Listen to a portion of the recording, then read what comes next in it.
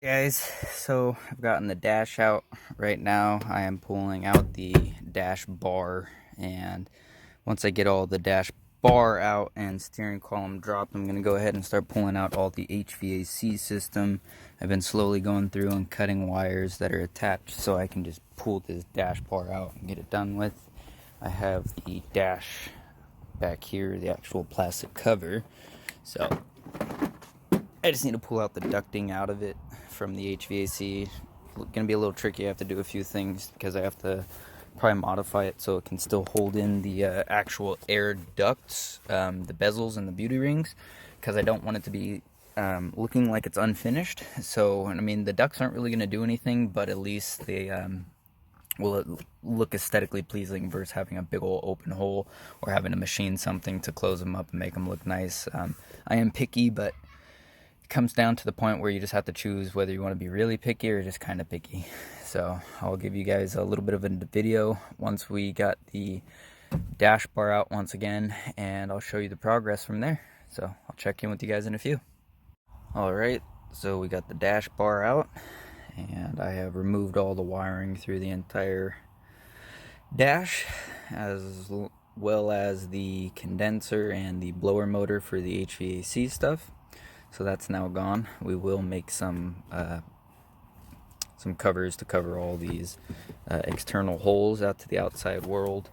A lot of this will get replaced as we do it too. So I'm gonna probably end up ripping out all of the insulation in here and actually dynamatting it or Linexing the entire inside of the car. Haven't really decided yet, to keep down the acoustics from the engine and keep down, just trying to make it a little more quiet. I did leave all the leads that go down the kick panels back and up, so I can power probe those out and see what's going on with them. I did leave all the leads on my steering wheel because I do plan on using the actual factory ignition to at least turn power on to the ECUs and PDMs. I did leave all the stereo stuff right now because I do have to rip out the entire carpet kit to get to it, but that will be at a later date, because at that time I'll probably pull the chairs out and pull the carpet out and slowly start pulling the rest of everything else out. So that's where I have gotten today.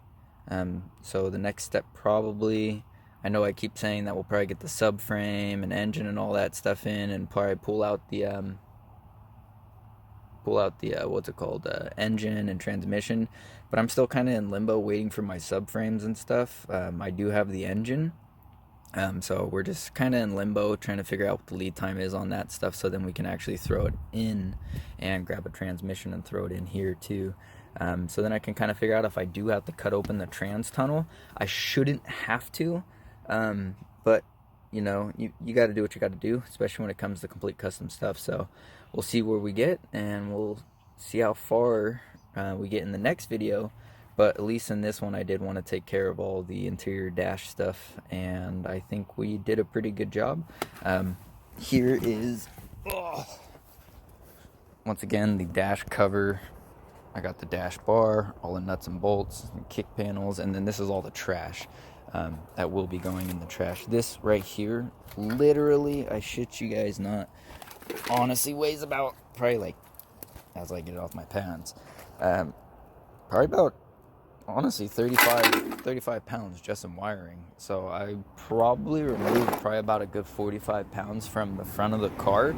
So it is sitting a little higher, actually, not gonna lie. Eventually we will put in some coilovers and stuff, and then we'll get it dropped back down again, but you know, gotta take it step by step. Now the whole front of the car is really light, so I can actually grab the whole thing and shake it and move it. But yeah, hopefully next we'll be pulling out the engine, transmission. We'll be disassembling a few things on the engine to give it over to the homie TJ, so we can give him the exhaust manifolds and up pipes, so we can put that on his Subaru. We will be doing a video on that too, because that's going to be a pretty cool little build where we turn a 2.5 liter into a hybrid block, where we use 2.5 block but 2 liter heads. And that's another unique little thing we're going to do on the channel too. So step by step we are getting there. think the next thing we probably do, like I said, is hopefully come in here and maybe, you know, and I'm not even going to tell you what we're going to do next because I'm not even sure what we're going to do next, but you guys will be along for the ride, so hang in there and we will get done. I know it seems like we're barely getting any progress done, but these little steps is like 5 steps forward rather than taking, you know, 3 steps forward and 2 steps back. So you got to do it. It's got to be done. So it's now been done. The next step after probably is I really would like to start power probing all of the wires, trying to see where they go, make a little list of what the colors are and what they coordinate to. But yeah, I mean, this is the progress. So slowly getting empty in here. And this is, of course, the interior of the car. I do need to go through and clean everything up because is like, you know, this is an 03, so it's had quite a few years worth of shit building up in between here. The last guy used to smoke, the previous owner used to smoke tobacco and cigarettes, shit all through here, which is okay. It's whatever. I mean, I can't really say anything. It's kind of hypocritical because I do smoke weed, so I mean, there's, I'm sure, a shitload of weed down here too, and you know, we'll just get there, you know, step by step. We're gonna slowly clean things out. Yeah, we're gonna be taking this out too because this is not manual, so we'll take out the automatic linkage eventually, but I can't do that until I get at least a transmission or an idea of where the shifter linkage will go on the other transmission, because that may require me actually cutting out a little bit of this. I do plan on keeping the stock dash interior and all the accessories that go to it, such as the center console all the way back from, you know, from the dash. So it's getting there, you know, like I said, step by step. You know, maybe my next step I do is come in here and clean out all this shit. Wouldn't surprise me if I found, like,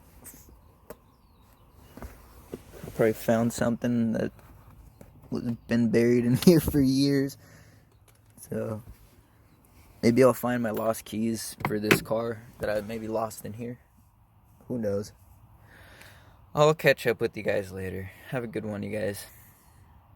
What's up, you guys? Alright, so today's plan is probably pulling out the carpet, seats, front and back, pulling out all the rest of the wiring. I know these videos are going to be jumbled around in the process of how things came out of the car, so there's not much I can really do about that because of the coronavirus and buying things and them taking literally months to get, which I understand because some of this stuff is being 100% custom fabricated and made to order. So, you know, it does take a little bit of time to get there, and that's okay. But so I just want to apologize for the jumbled videos.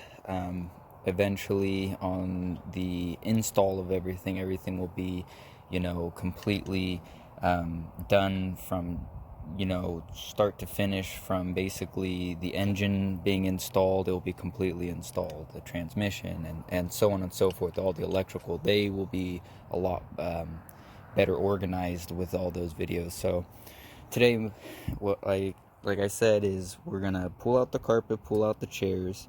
I'm pulling out all the stereo wiring because we'll redo all of that, and that's fine. I'm just in the process right now of cleaning everything out of it so I can actually, you know, start pulling things out. I'm going to do a deep cleaning on the carpet and on the actual frame of the car. I mean the shell, excuse me, or the body.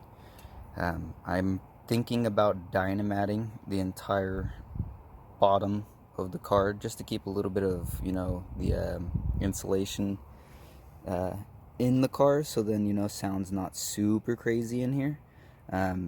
So, you know, when I check in with you guys next, we'll see how far have gotten, and yeah, I'll just show you guys the progress as we go. Like I said, my apologies for the jumbled videos and everything, but, you know, it's just the price you have to pay for building a custom car and also dealing with fucking pandemics that are unforeseen. So yeah, just just keep in there, and we're slowly getting it done. I am only one person doing as much as I can by myself, so I just have to order parts. And once again, I don't build cars for a living, I work. So, you know, this is just a little bit of time on, you know, the off time of work where I got the ability to work in my car. So, you know, I have to pay bills and pay to build a car, so I have to work. So anyways, I'm gonna get back to it. I'll catch in with you guys after this. Alright, you guys, so all the carpet's out, vacuumed it, got all the back seats out, all the seats are out. It's pretty much gutted in here. I pulled out the carpet, laid it out. This side is vacuumed, that side is not. We're gonna vacuum it a couple more times. We're gonna pressure wash it, vacuum it again, and just try to get it as clean as possible. I am gonna try to reuse it, patch the holes, tape a few things down that won't be used anymore. And yeah, because I mean it's pretty stained, but it's not horrible. So I think we can definitely bring this thing back to life. So a little bit of carpet cleaner, a little bit of pressure washing, and I think it'll be good as new. Worst come to worst, we just dye it again, not a big deal. And yes, I am stepping on it because your feet go in it anyways. So I think I'm probably gonna end up calling it a night. It did take me a while to get all this shit out. I had to pull out all the amps for the speakers, pulled out the ECU, all the back seat hardware that hold the back seats up. Back seats are here, front seats are there. So it's getting there. Just once again, slow and steady, takes some time. I think I might end up taking all of these and taping them off and filling them with plumber's foam, only to, you know, retain a little bit of sound deadening. Not much, not really planning on it to do much, mainly just because I want to. I might do it with all the holes over here as much as I can too. Not 100% sure. If I do, I am gonna have to run little tubes or something from these into the doors to make sure I do have a clear pathway through the foam. But once again, that's maybe not gonna happen. It may or may not. Same thing with all these. These are all holes that go into the frame rails that I might end up filling. May not, because I may end up pulling my fuel lines through here, but that's not here nor now. So we'll figure it out as we get there, kind of step by step. Still gotta pull out a couple body clips, but other than that, it's pretty much gutted. So.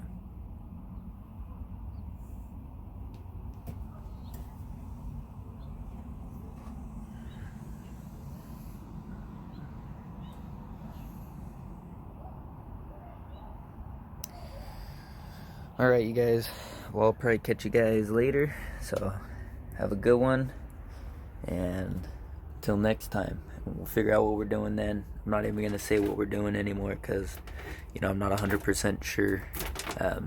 Kind of just have to take it step by step and figure that out, so catch you guys later. Alright, you guys, I popped open the car. I decided today we would go pick up some dry ice, and what we're gonna do is we're gonna scatter all the dry ice through the entire car, all through here and here and here, all through these three sections, so we can take off the internal sound deadening, because I do plan on doing probably a spray on sound deadening, and then it'll also allow me to clean it, so when I do come in here and put the sound deadening in, I can then paint it whatever color we choose. But first I have to get all this nasty shit out. So the dry ice will allow it to get really, really hard, and I can basically just take a screwdriver or a hammer and just kind of pound on it and it will pop off. So I'll show you guys a video of it before. I'll get you guys a video of it during, and then a video of it after. I am in the process of getting a camera that I can actually record, you know, constantly, so we can time lapse and do a few different things rather than using my phone. I do apologize, but really it's just kind of step by step, kind of like the car with the YouTube channel. You know, it takes a little bit of time. Nobody's funding it besides my pocket. So I'll show you guys what's gonna happen next. So just stay tuned. Alright, got all the dry ice in the car. Now we're just letting it work its magic. So we'll see what happens. Don't want to be in here for too long. I am trying to keep the doors closed, keep a little bit of the coolness in the car, even though I have the back windows heating it up. But it's also because I'm not trying to die. At the same time, there's a dry ice bomb sitting right there. So we'll see how that goes. So just give it a, maybe 30-40 minutes or so, see what happens, and come in here and just start trying to knock this shit away. So should be pretty fun. It's already kind of starting to peel up right now, so we'll just hit it while it has ice on it and go from there. So we'll see what we get. So we're about a quarter of the way there. As you can see, this stuff is all raw now. That is all the stuff that we're taking out. It's like kind of like Dynamat, if you know what that is, or acoustic sound deadening material. Goes on like a jelly, kind of like a jelly mat, and then comes off like that, or really tacky. It's really shitty. So slowly just letting the areas that are giving me a little bit of trouble just sit, let it in the back seat, just do whatever the fuck it wants to do. That's okay. And same thing up here, just a little bit of trouble around these areas. So I'm just letting it take its toll. Letting it do its process, and we'll see where we get. So hopefully by the next video I will have all of this completely gutted down to the floor. I was messing around, and I put my beer in here and it foamed up super fast because it got super cold, which is cool. Just means that I got a little bit of beer right here. Yeah, cool. It's foam. It's literally beer foam. So, anyways, I'll check in with you guys soon. Guys, so we got all of the sound deadening out of the floor. Pulled up all the plugs that go through the floor down to the actual outside world. So we'll be making some nice little block off covers for these that go through. And then we'll also be doing like it's called lizard skin. It's kind of like I said, it's a liquid Dynamat style thing. I'm going to do a ceramic coating first, so it keeps the heat, or thermal coating first to keep the heat out. And then after that, we're going to sound deaden it right after that. I know that I probably will have to go through and close up a few holes where I have things mounting, but there aren't too many, so I'm not too concerned. I do plan on coming in here and removing a few things as we do get farther down along with the process, because I do have to clean everything still. I'm probably going to pull the door panels off and all the headliner and stuff, so then I can actually physically pressure wash the inside of my car. I'm not worried about water damage because it's basically a shell. So I might end up pressure washing the entire inside of the car, but we'll figure that out when we get there. The next thing I'm doing since I finish this, I am going to let it kind of heat back up so it dries, so then I can come in here with some cleaning solution and clean, because it is still pretty dirty in here. And before this, I'm going to finish cleaning the carpet kit. I'm going to start pressure washing it today and see where we get. See kind of how dirty it actually is. So I'll show you guys a before and after. Once again, this is the before pressure washing, just vacuuming. This is before vacuuming and pressure washing. So we'll see where we get, and I'll catch up with you guys once we get a little more done. So catch you guys later. Alright, you guys, so this is about half of the carpet now pressure washed. This is the first pressure wash without soap. I'm probably gonna do about 2 or 3, maybe 4. So this is pressure washed. This is non-pressure wash. I know it's really hard to see, but you can kind of see the dirt right there, all in the corners, and then you come over here and it's all kind of nice and clean. Just gonna keep at it until the dirt just in the water starts to clear up, so like up here, it's really hard to see because of the shadow. It looks dirty, but that's not dirt. It's actually really clear. So I'm starting on trying to get it as clean as possible, and I can kind of show you guys an example of how dirty and mucky this water gets, so you can get an idea. So like right there, you can see that's definitely clean. That's definitely dirty. And secondly, I just got a call from the guy who makes the bottom subframes for the front and rear of my car, and he'll be sending those out to us tomorrow. And he also threw in a couple extra free little parts, so it actually will speed my process of building this shit up just a little bit. And I can't appreciate him enough. The guy called me back. I know I kind of bugged him a little bit, I'm sure, but he called me back and he gave me some answers, and I was very appreciative of it. So I can't wait. Hopefully within a little less than a week. Sorry, I just had to get something from my dog. Hopefully within a little less than a week, we'll have the 2JZ mocked up in there. I might try to get the transmission and Subaru engine pulled out of my car this weekend. So we'll see kind of where we get. And then I need to contact Drive Shaft Shop to get some custom axles made for the back of my car for the rear diff to the Subaru knuckle. I am keeping the knuckle, I decided, only because this is an all-wheel drive knuckle. It is really strong. Knuckle and hub. But I kind of want to keep my wheels just to make it look as if it's a stock Subaru, but in all reality, it's definitely not going to be. So hang in there. I'll show you guys when I'm done cleaning this carpet and go from there. I'll catch up with you guys in a bit.